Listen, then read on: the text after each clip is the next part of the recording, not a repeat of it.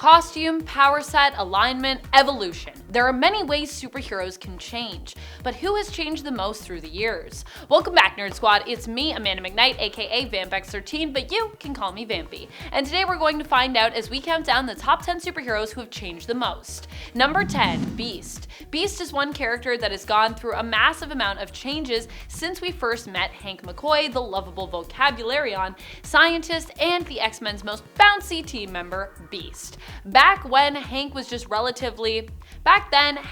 a relatively large man with enormous feet and enormous hands, but his mutation continued to progress long after that first appearance, changing when he ended up forced to take a serum that he had created based around the hormone that causes mutation.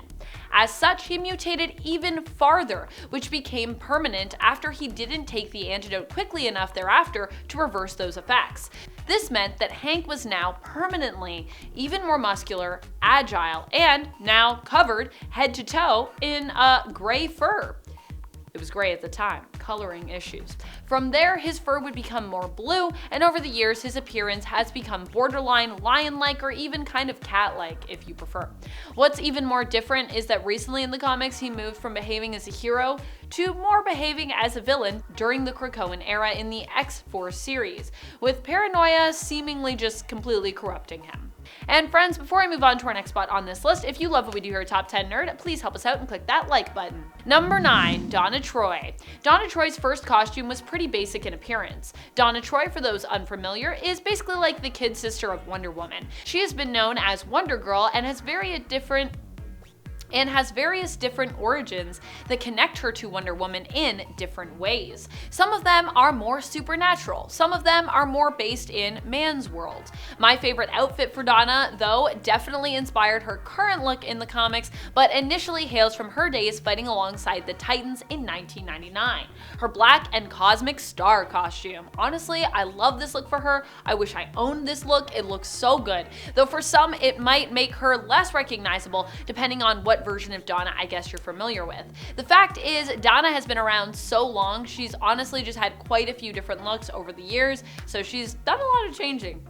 Number 8, Superman. Superman hasn't just changed outwardly through the years, he has also undergone a lot of power changes and emotional changes as well. We've seen writers paint him in a less favorable light. In alternate universes like Injustice and Red Sun, he has ended up as more of a villainous character. His powers have gone, in the main continuity, from being virtually limitless up till the 80s before being made honestly pretty specific. Originally, kryptonite weakened him, but later it was shown that Kal-El's exposure to it could actually be fatal and even kill him.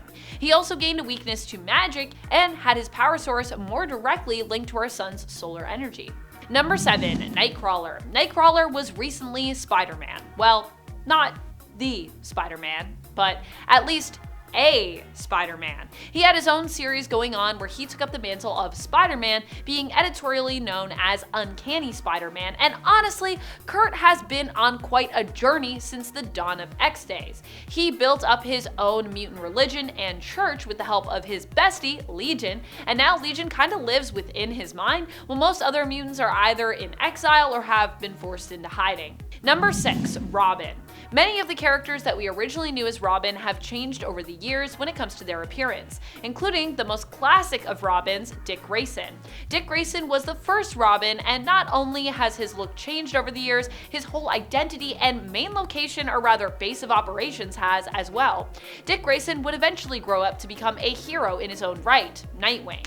While trained by Batman and definitely seeing Bruce as someone that he looked up to, basically his father figure, actually his father, Dick ultimately decided to branch out on his own, even going on to form the Teen Titans. Later, just the Titans. That's how we know them now. Currently, the premier superhero team of Earth, who he leads even now in the comics today. As Nightwing, Dick currently tends to operate more often in Bloodhaven, which is a city outside of, but I believe a short distance away from Gotham, with its own crime and its own corruption. And honestly, its corruption might even be worse than Gotham at times. Number 5, Magic. Magic has often been known as the ruler of Limbo. This has been a big part of who her character was in the comics for years, but more recently she actually decided to give up the rulership of Limbo, passing it on to the former villain, Madeline Pryor, once known as the Goblin Queen. This is because the Goblin Queen herself had been doing a lot of changing and had basically convinced Magic that she wanted to put the past behind her and turn over a new leaf. I believed it, you believed it, Magic believed it.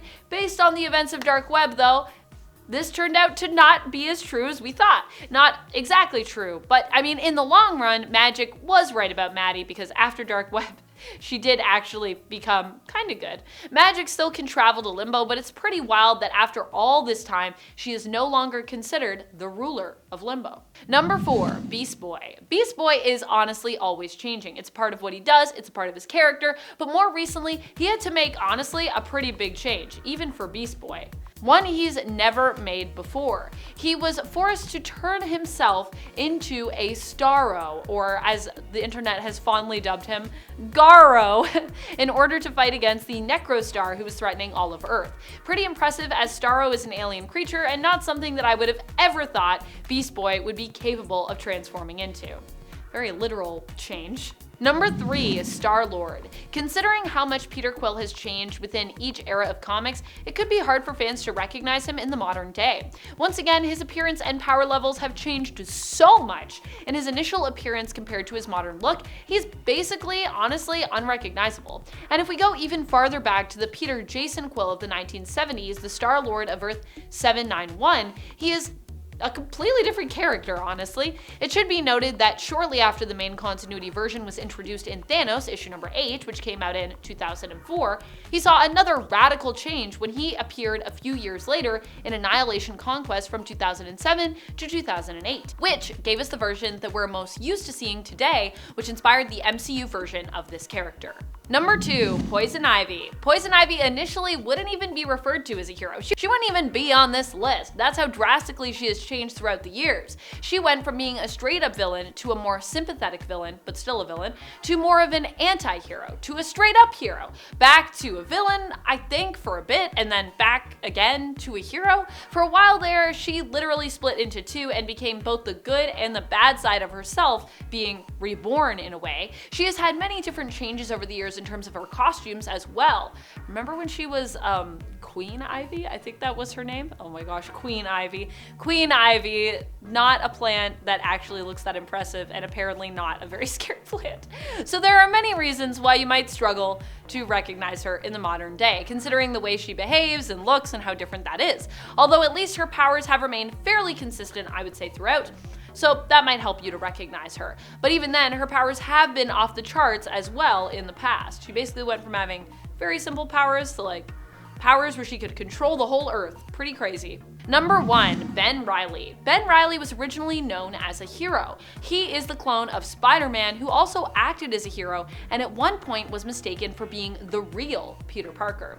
For a time, Ben Reilly was a main character we'd also follow along with in the comics. He would also go on to take up his own superhero identity, becoming the Scarlet Spider, before Kane took that name for himself, of course. Since the old days though, Ben has become a more dark and complex character, even becoming known as the villain Jackal for a while. More recently, he was once again Spider-Man, at least before he lost his foundational memories and then fell into a pit of green ooze. That was the thing that happened.